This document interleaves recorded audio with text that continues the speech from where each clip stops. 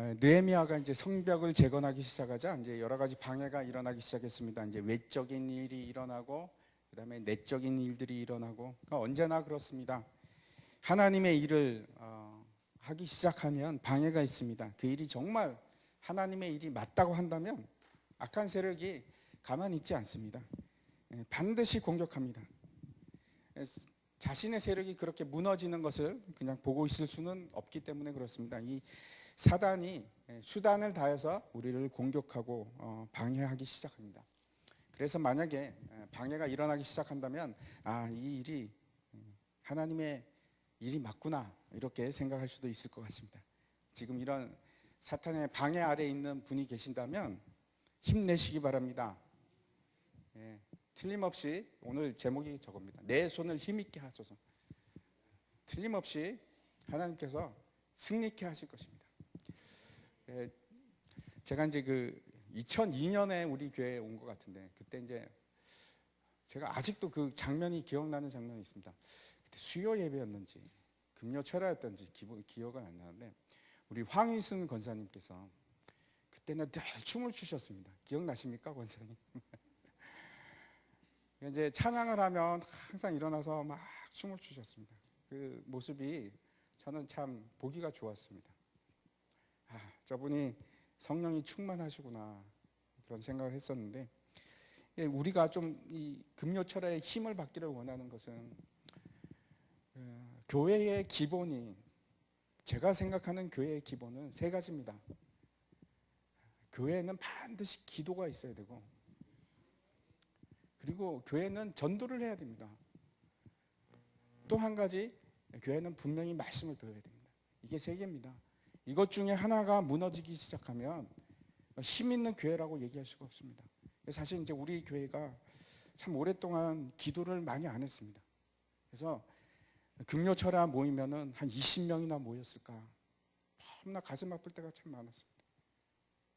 그래도 지금 이렇게 많이 모이시니 얼마나 감사한지 모르겠습니다. 그런데 저는 더 부흥했으면 좋겠습니다. 우리가 이제 주일 출석에 400명이 넘는데 적어도 한 150명은 나와서 함께 막 간절히 기도하고 기도할 때마다 하나님께서 능력 주시고 응답하셔서 우리 기도 제목이 다 응답되고 그런 교회를 제가 생각합니다. 꿈꿉니다.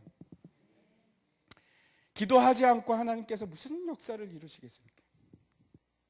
근데 우리가 참 기도할 시간이 없지 않습니까? 새벽에는 바쁘고 회사 가기도 바쁘고 금요일 날 밤에 참 좋은 시간이라고 생각합니다.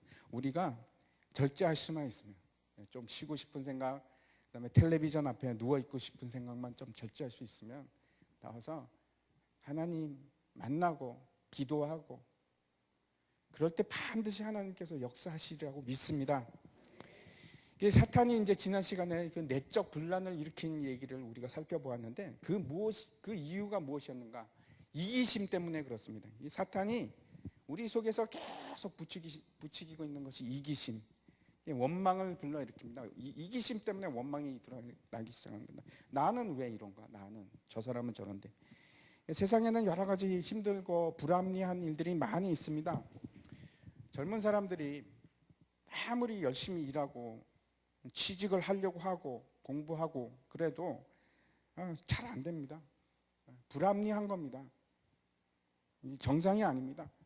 빈부격차는 점점 심해지고 여러 가지 이제 시스템이 지금 제대로 작동을 하지 않는 겁니다. 우리나라 이제 여러 가지 문제들이 있는데 그 문제 중에 가장 큰 핵심 중에 하나가 또 교육 시스템인 것 같습니다. 제가 생각할 때 뭔가 잘못됐습니다. 그렇게 열심히 공부를 시키고 노력을 하는데도 결과도 세계적으로 우리나라가 그렇다고 공부 잘하는 나라인가? 그것도 아니고 그렇게 열심히 공부를 해도 취직하는 거는 로또 당첨되는 것만큼 어렵고 뭔가 잘못된 겁니다. 옛날에는 개천에서 용나는 일이 흔했는데 이제는 안 납니다.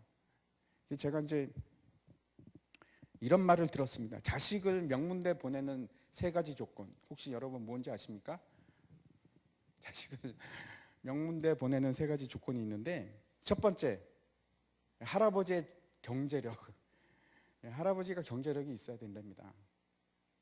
그다음에 두 번째는 아빠의 무관심입니다. 아빠의 무관심.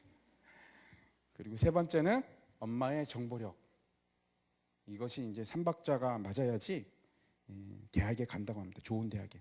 옛날에는 촛불 켜고 인생 역전이 가능했는데 지금은 이제는 점점 시간이 갈수록 학력이 경제력, 돈 있는 사람이 더 공부를 잘하는 그런 세상이 되어가고 있습니다. 불합리한 겁니다. 불합리한 겁니다. 결국 가진 자만의 세상이 점점 만들어져 가는 것이 아닌가 안타깝습니다. 그리고 이제 우리도 그것이 좋아 보이니까 막 불안합니다. 우리도 이제 아이들이 작은데 어린데 야 얘네들 그냥 놔둬도 괜찮을까? 공부라도 계속 시켜갖고 학원이라도 열심히 보내야 되지 않을까? 막 불안한 생각이 계속 듭니다. 이런 상황이 이제 당시 성벽을 재건하고 있는 예루살렘에 또 벌어지고 있는 겁니다. 가진 자는 돈을 계속 굴리고 그래서 돈을 더 벌고 없는 자는 더 가난해지고 원망이 튀어나올 수밖에 없습니다. 그런데 느헤미야가 이 일을 해결하는데 참 대단한 것이 그 원리부터 찾아 들어갑니다. 그래서 이제 가진 자들의 이기심에 대해서 이제 책망하고 그 시스템을 고쳐 나가기 시작합니다. 이런 지도자가 우리나라에도 있었으면 하는 생각을 합니다. 5장 뒷부분에 보면은 그리고 나서 자신이 어떻게 모범을 보였는지 기록을 하고 있는데 얼마나 대단한 사람이었는지 우리가 그걸 보면서 제가 이제 존경심을 가지게 됩니다. 결단력도 있고 지도력도 있고 청렴하고 우리가 이제 조금 있으면은 또 대통령을 뽑는데 우리가 참 좋은 사람을 뽑게 해달라고 하나님께 기도해야 될 것 같습니다.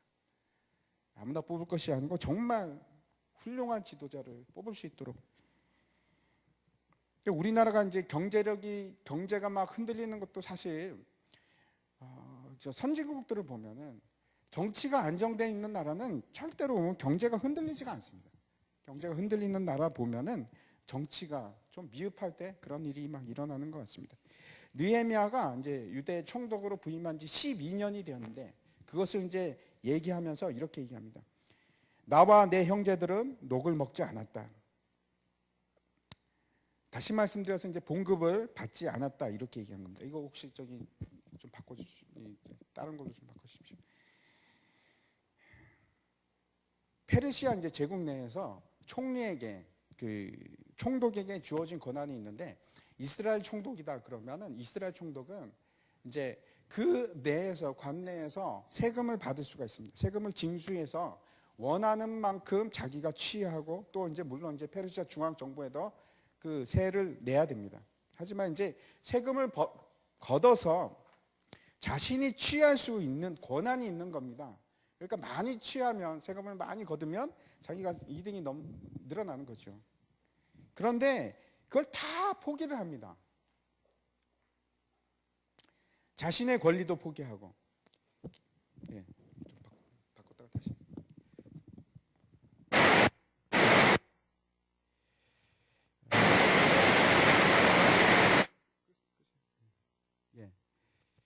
여러분 이 땅에는 언제나 불평등이 존재하는데 예수님께서 말씀하시기를 너희 주변에는 언제나 가난한 사람들이 있다. 끊이지 않을 것이다.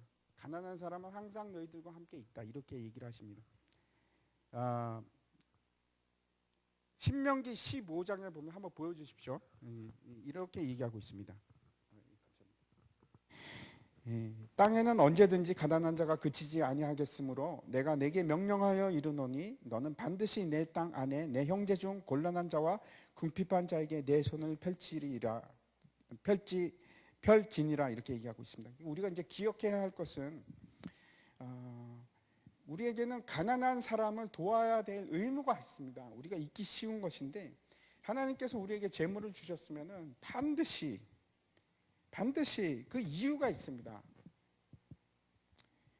결코 우리가 잘 먹고 잘 살라고 우리 자신을 위해서 그렇게 주신 것이 아닙니다. 제가 몇 년 전에 그 화제가 되었던 것 중에 하나가 이제 여러분 혹시 들으셨는지 모르겠는데 김미진 간사의 재정 강의라는 것이 있었습니다. 혹시 들어보셨습니까?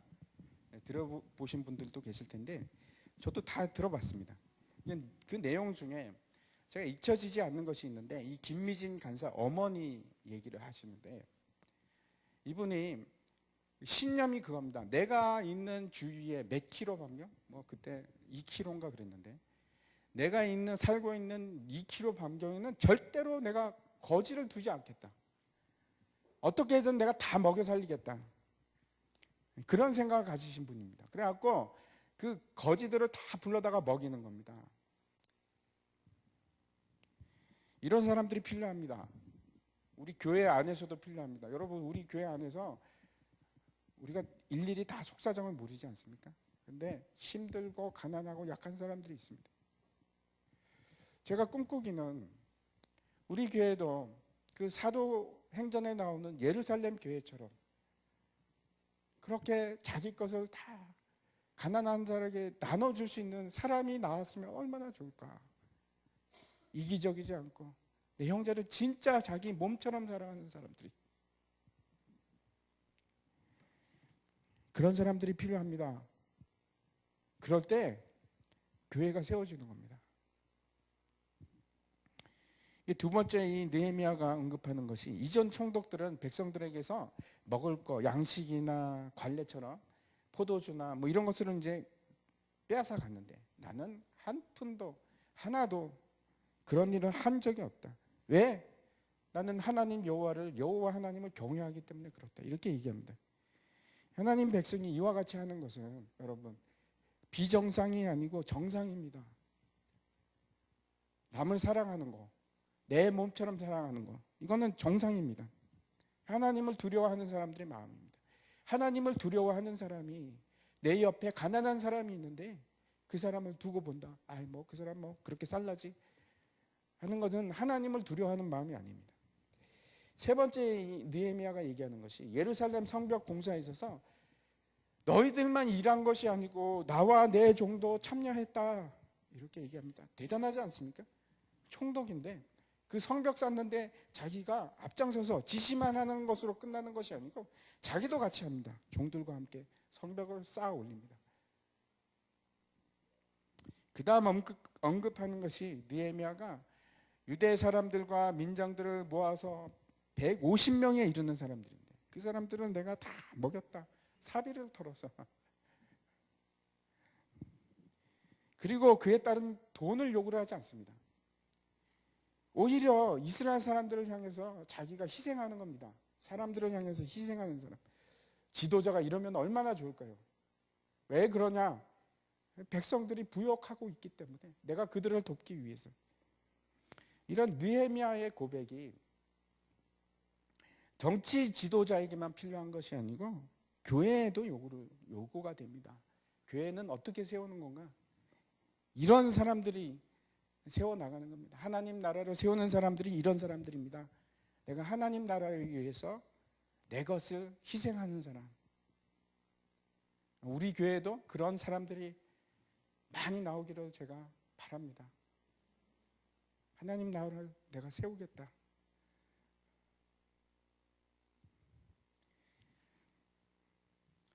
이 성도의 공동체라는 것은 이제는 이랬으면 좋겠습니다. 성도의 공동체는 내 권리를 주장하는 사람들이 있는 것이 아니고 내가 희생하는 사람들이 모이는 것이 성도의 공동체입니다.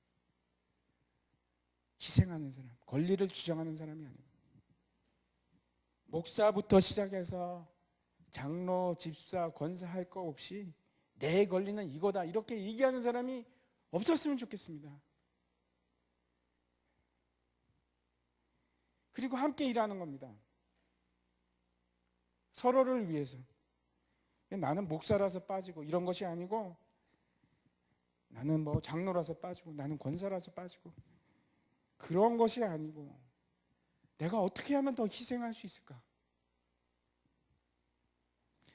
그런 사람들을 통해서 교회는 이루어집니다. 그런 사람들을 통해서 하나님 나라가 세워져 가는 겁니다. 2000년 역사가 그랬습니다. 심지어는 자기 목숨도 내어놓는 사람들. 하나님 나라를 위해서. 그런데 이제 오늘 이제 본문에 보면은 6장부터 방해가 한두 번으로 끝나는 것이 아니고 이제 집요하게, 사탄의 방해는 집요하게 끈질기게 계속해서 일어납니다. 다시 외부로부터 이제 방해가 들어오기 시작하는데 오늘 본문은 그걸 이제 세 가지 방해에 대해서 말씀하고 있습니다. 1절과 2절을 한번 보여주시기 바랍니다. 1절, 2절.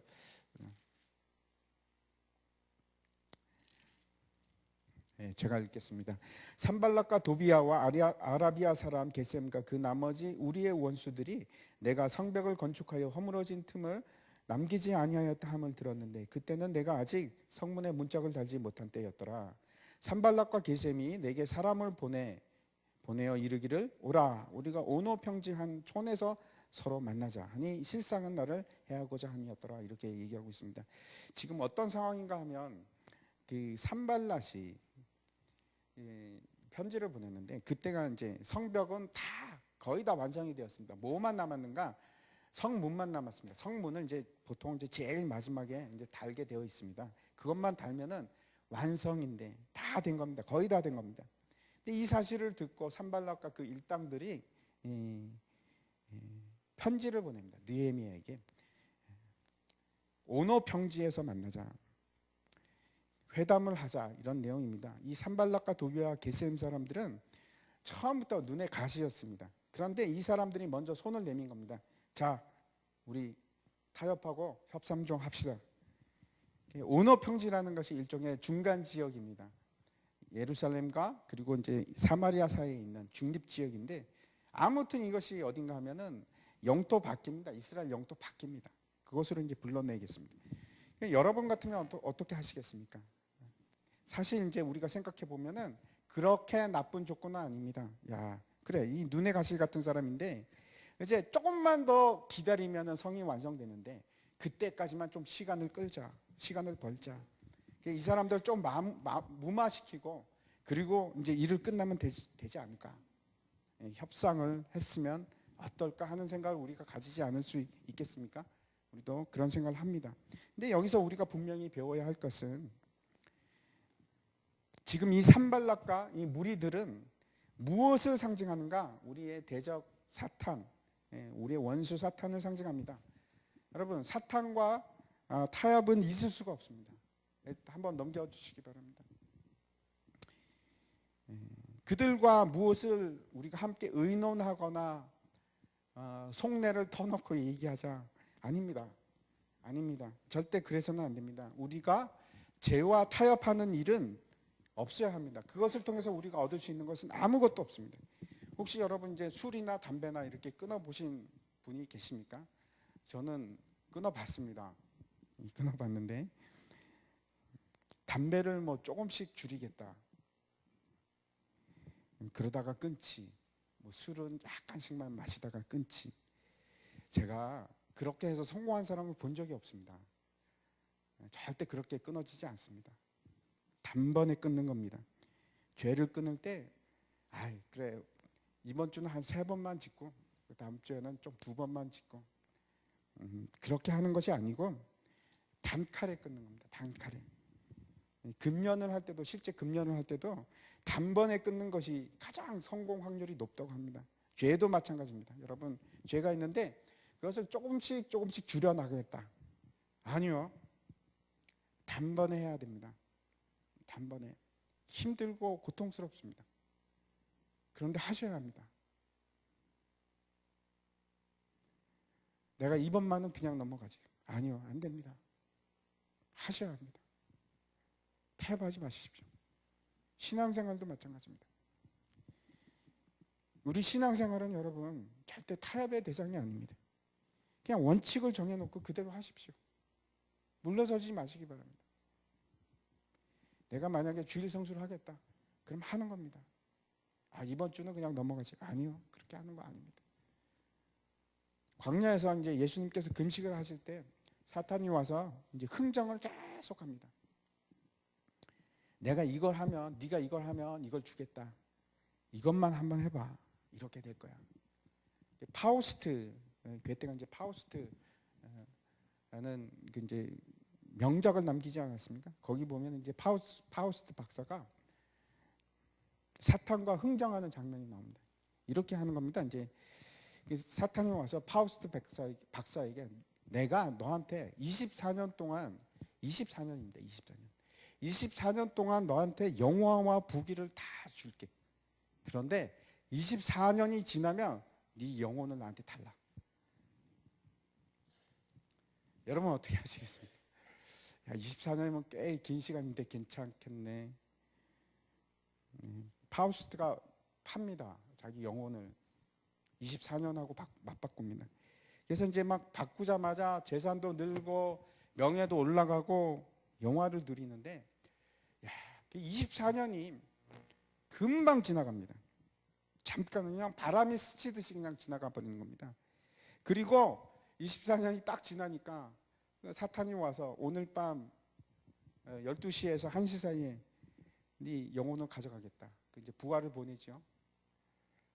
그리고 이제 결국 마지막 장면에서 그 파우스트 박사 집에서 막 비명이 막 들리는데 뱀 막 우글우글하는 소리하고 막 비명이 막 들리는 거, 그걸로 끝이 납니다. 한번 이제 흥정을 하기 시작하면 점점 더 밀리게 됩니다. 점점 더 밀리게 됩니다. 세상이 우리를 무너뜨리는 그 전략이 바로 이런 타협을 하자. 자, 나랑 타협을 하자. 네가 그렇게 담을 쌓을 필요가 뭐가 있냐? 내가 너와 다르지가 않다.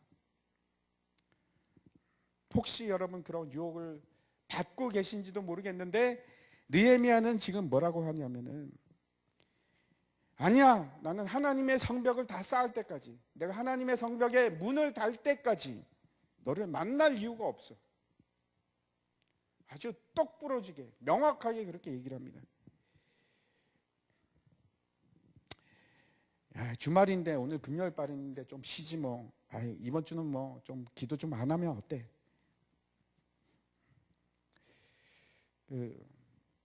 계속 타협케 합니다. 타협케. 굉장히 상징적인 의미가 있는데 여러분 마음의 문을 꽉 닫으시기 바랍니다. 영적인 눈으로 세상을 보시기 바랍니다. 결국은 여러분 우리가 사는 이 세상은 영적인 싸움을 지속적으로 해나가는 전쟁터입니다. 죄의 유혹이 있다고 해도 절대로 죄와 타협해서는 안 됩니다.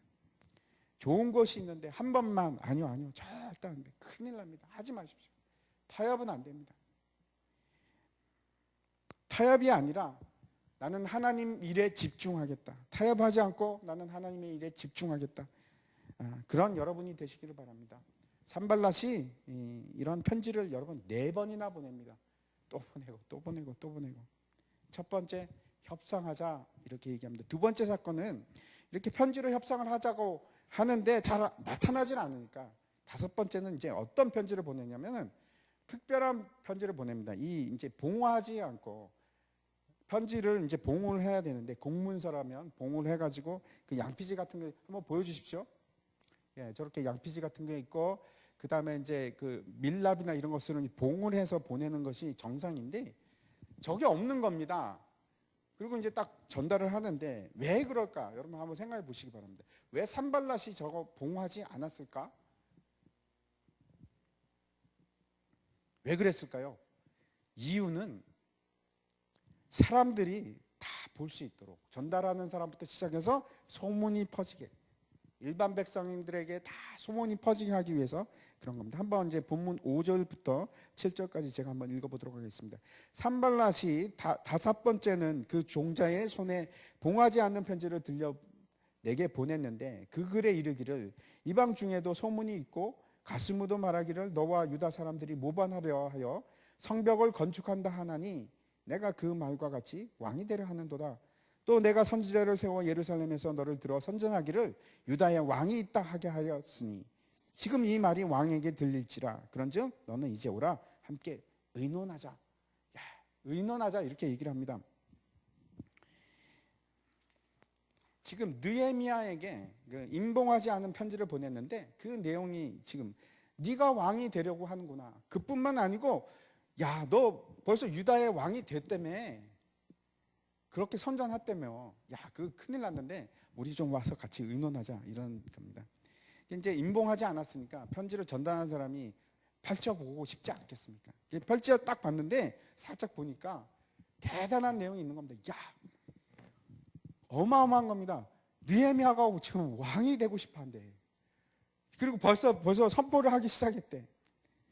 유다의 왕이 있다 하는 말이 여러분 무슨 뜻인가 하면 저 뜻은 내가 바로 메시아다 하는 뜻입니다.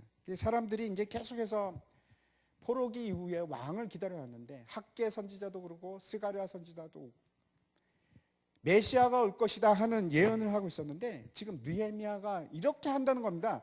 내가 사실은 그 메시아야. 내가 다윗 왕의 후손 오실 왕인 내가 맞아. 그뿐만 아니고 지금 엄청난 문제가 되는 것은 그 페르시아 제국이 굉장히 넓습니다. 그 넓은 영토를 다스리는 방법 중에 하나가 지방자치제입니다.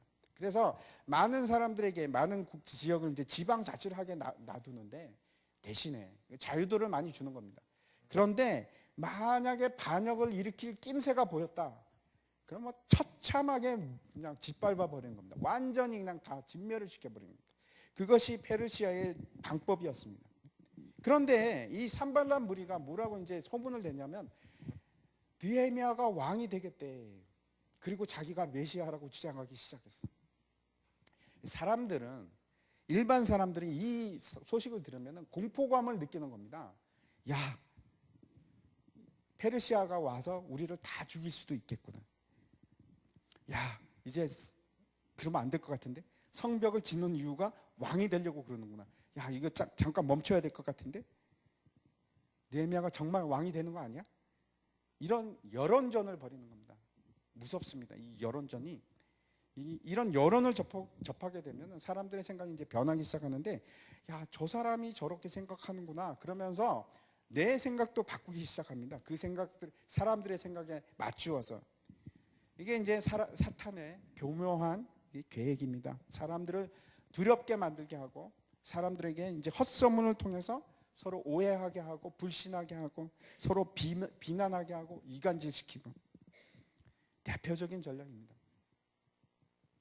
사람이 이상한 것이 사람은 듣고 싶은 말에 귀가 잘 열립니다.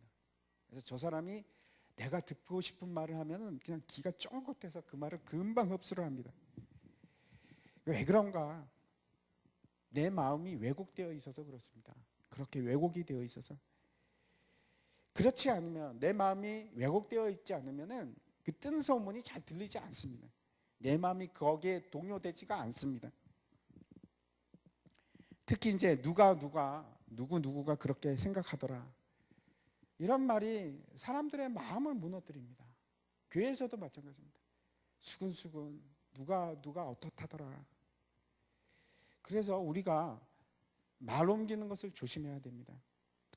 옮기다 보면은 부풀어지고 말 없는 발이 천리를 가고 주일이 금방 지났는데 화요일 날 막 되면 어떤 때는 막 연락이 막 옵니다.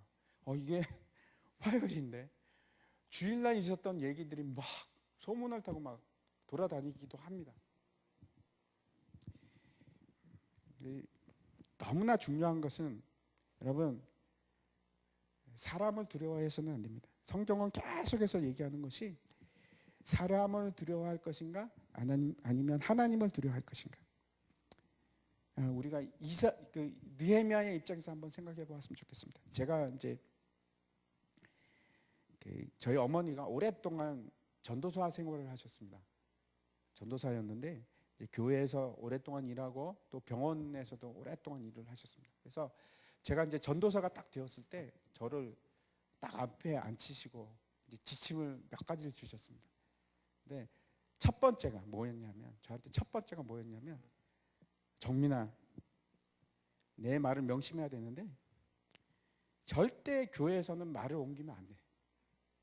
절대 말을 옮기지 마라. 네가 그 말을 듣는 마지막 사람이 돼야 된다. 그 얘기를 저한테 하셨습니다. 제가 이제 네라고 얘기를 했는데 쉽지가 않습니다. 쉽지가 않습니다. 여러분, 사람들이 이제 막 얘기를 하지 않습니까? 소문이 나고 제일 좋은 거는 그 말을 듣고 반응하지 않는 겁니다. 내가 그냥 대꾸는 할 수 있어도 반응하지 않는 겁니다. 특별히 나쁜 소문에 대해서는, 좋은 소문은 그렇게 해도 좋죠. 근데 나쁜 소문에 대해서는 그냥 내가 마지막이다 생각하고 나한테서 그냥 사라지게끔. 그래서 우리 공동체를 지키기를 바랍니다. 느헤미야가 이제 여기에 대해서 어떻게 이제 대응하는지 보면은 8절과 9절인데 한번 같이 읽어보겠습니다. 같이 읽겠습니다. 시작. 내가 사람을 보내어 그에게 이르기를 내가 말한 바 이런 일은 없는 일이요 내 마음에서 지어낸 것이라 하였으니 이는 그들이 다 우리를 두렵게 하고자 하여 말하기를 그들의 손이 피곤하여 역사를 중지하고 이루지 못하리라 함이라. 이제 내 손을 힘있게 하옵소서 하였노라. 내 손을 힘있게 하옵소서. 느헤미야는 그런 뜬 소문과 헛소문에 대해서 변명하지도 않고 그 다음에 설명하지도 않고 그 산발라드에게 뭐라고 하냐면 그거 다 거짓말이다. 아주 담대하게 얘기합니다. 그리고 나서 마지막 구절이 9절의 마지막 구절이 이제 내 힘을 내 손을 힘있게 하옵소서. 기도입니다. 그렇죠? 기도를 합니다. 기도를. 그들에게 얘기하는 것이 너희가 내는 소문은 다 헛소문이다. 나는 동요하지 않는다. 그리고 하나님께 나와서 무릎 꿇고 기도하는 겁니다. 주여 내 손에 힘을 주시옵소서. 그래도 나는 이 일을 하기를 원합니다. 주의 일들을 감당하기를 원합니다. 내 손에 힘을 주시옵소서. 일을 잘하려고도 보면은 사람들이 나쁜 소문도 나고 어떤 때는 또 모함하는 소문도 있고 그런 거 다 그냥 무시하시고 사탄의 계략입니다. 사탄이 우리 속에 이간질시키고 분리시키기 위해서 그런 일들을 합니다. 사람들이 교회를 떠나는 이유를 제가 본 적이 있는데 세상에 하나님이 싫어서 교회를 떠나는 사람은 거의 없습니다. 하나님이 싫어서 떠나는 사람은 거의 없고 다 떠나는 이유가 사람이 싫어서 사람과의 관계 때문에 떠납니다. 말 때문에. 예수를 믿는다는 것은 여러분 내가 교회를 믿는 것도 아니고 목사를 믿는 것도 아니고 내 옆에 있는 성도를 믿는 것도 아니고 하나님을 믿는 겁니다. 예수 그리스도를 믿는 겁니다. 내가 흔들리는 것이 왜 그 사람들 교회 때문에 흔들리십니까? 그런 것이 아니고 예수님만 바라보는 겁니다. 주여 내 손에 힘을 주옵소서. 힘있게 하옵소서. 이 일이 또 무산이 됩니다. 그리고 이제 세 번째 방해 공작이 시작하는데 세 번째 계획은 어떤 것인가 하면 스마야라는 이게 거짓 선지자가 이제 이용을 합니다. 사용해서 거짓 선지자를 사용해서 함정에 빠뜨리려고 하는데 이 사람이 이제 뭐라고 소개를 하고 있냐면 무에디발의 손자라고 하는데 이 사람이 이제 성전을 출입하는 사람입니다. 아마 제사장에 속한 사람인 것 같습니다. 그런데 이 사람이 두문불출하는 겁니다. 전혀 아마 그래서 이제 이렇게 생각이 됩니다. 그 전에는 이 사람은 굉장히 활발하고 사람들을 많이 만나고 특별히 느헤미야의 주위에 있었던 사람일 것 같은데 이 사람이 어느 날 갑자기 사라진 겁니다. 집에서 나오질 않는 겁니다. 궁금하죠. 야, 이거 어떻게 된 거지? 이 사람 왜? 그래서 이제 신방을 간 겁니다. 느헤미야가 신방을 갔습니다. 신방을 갔는데 이 사람이 이렇게 얘기하는 겁니다. 벌써 이제 이때는 벌써 뇌물을 먹은 상태인데 뭐라고 하냐면 성전 외소에 가서 머무시오. 아니면 산발렛이 자객을 보내서 당신을 죽일 겁니다. 도망가시오. 나도 그래서 지금 숨어 있습니다. 이런 식으로 얘기를 하는 겁니다. 나도 몸을 사리고 있습니다. 도망가시오. 거기 숨으시오. 내가 당신을 지켜주겠어. 내가 거기 외소에 들어갈 수 있는 출입을 내가 다 통제를 하고 있으니까 글로 들어가시오. 거기 들어가면 안전합니다. 라고 얘기하는 겁니다. 성소의 외소라는 것이 어딘가 하면 그 성전 전체의 중앙입니다. 성소를 얘기하는 것입니다. 근데 성소는 아무나 들어갈 수 없습니다. 누구만 들어가냐? 제사장만 들어갈 수 있습니다. 그런데 이 느헤미야는 제사장은 아닙니다. 유다 지파 사람이죠. 근데 이 느헤미야 보고 글로 들어가는 겁니다. 지금 무슨 전략을 쓰는 건가 하면 두려움을 일으켜서 마치 아주 타당한 것처럼 제안을 하는 겁니다. 성소로 들어가서 숨으라. 성소는 너를 지켜줄 것이다. 한 번쯤 우리가 들어볼 수 있는 그런 유혹입니다. 내가 그래도 쉴 때가 됐는데, 야, 일을 열심히 했으니까 내가 좀 쉴 수도 있지. 뭐 좀 그 안에 푹 들어가서 쉬고 싶기도 하다. 뭐 이런 생각도 하고, 자객이 어떻게 성소에 들어가겠냐. 거기가 안전하지. 그런 반응을 보일 만도 합니다. 그런데 이 대단한 느헤미야는 뭐라고 하냐면 이런 지하에 그것을 거절합니다. 나는 지금 유다 총독인데 나 같은 자가 어떻게 내가 도망을 갈 수 있겠느냐. 내 생명을 보존하기 위해서 내가 도망을 가겠느냐. 내가 숨겠느냐. 그 스마야는 아마 이 성소에 들어가는 키맨이었을 것 같은데 그 열쇠를 가지고 있는 사람인지도 모르겠습니다. 그런데 아주 교묘하게 얘기하지 않습니까? 분명히 하나님의 말씀은 성전에 들어가지 말라, 들어갈 수 없다라고 율법에 기록하고 있는데 이걸 그럴듯하게 바꿉니다. 어기게끔. 왜 그렇게 했을까? 제가 이제 생각을 해봤습니다. 왜 성소로 들어가라고 했을까? 첫 번째는 하나님의 말씀을 어기게 함으로써 사람들한테 권위가 안 쓰게 할 수도 있고, 아마 어쩌면 그 성소로 들어가는 길목에 자객이 있었을지도 모르겠습니다. 이사야 선지자가 이렇게 얘기합니다. 8장 20절인데 마땅히 율법과 증거의 말씀을 따를지니 그들의 말하는 바가 이 말씀에 맞지 않으면 그들이 말하는 말씀이 맞지 않으면 그들이 정녕 아침 빛을 보지 못하고 이렇게 얘기를 합니다. 느헤미야가 12절에 이렇게 얘기합니다. 깨달은즉 그는 하나님께서 보내신 자가 아니라 도비야와 산발랏에게 뇌물을 받고 내게 이런 예언을 함이라. 느헤미야가 깨닫습니다. 이것은 하나님의 말씀이 아니다. 느헤미야가 너무나 분명하게 하나님의 말씀인 것과 그렇지 않은 것을 분별을 합니다. 사탄이 교묘하게 하나님의 말씀인 것과 하나님의 말씀이 아닌 것을 섞어 놓습니다. 그리고 그것으로 우리한테 공격해 들어옵니다. 우리가 하나님의 말씀을 잘 알지 못하면 무너집니다. 그래서 우리가 반드시 필요한 것이 분명하고 명확하게 하나님의 뜻이 무엇인지, 하나님의 말씀이 무엇인지 우리가 알고 있어야 됩니다. 그래서 이제 느헤미야가 이 목숨을 보존하려고 이 유혹을 뿌리치지 못했으면 어쩌다가 성소로 가다가 자격이 죽었을 수도 있고, 아니면은 그 일로 많은 사람으로부터 봉변을 당했을 수도 있을 것입니다. 그런데 그렇지 않습니다. 느헤미야는 자기 자리를 지켰습니다. 여러분 자리를 지키시기 바랍니다. 지금 여러분이 계신 자리를 지키시기 바랍니다. 내 자리를 놓고 누군가 이렇게 얘기할 겁니다. 도망가. 너무 힘들잖아. 너 아니라도 할 사람 있어. 아니요. 자리를 지키시기 바랍니다. 그것이 순장의 자리가 되었건 교사의 자리가 되었건 아니면 고달프고 힘든 위치가 되었건 지키십시오. 그것이 하나님의 일이면 지키십시오. 그것이 하나님이 원하시는 일이면 지키십시오. 흔들리지 마시기 바랍니다. 제가 마지막 14절을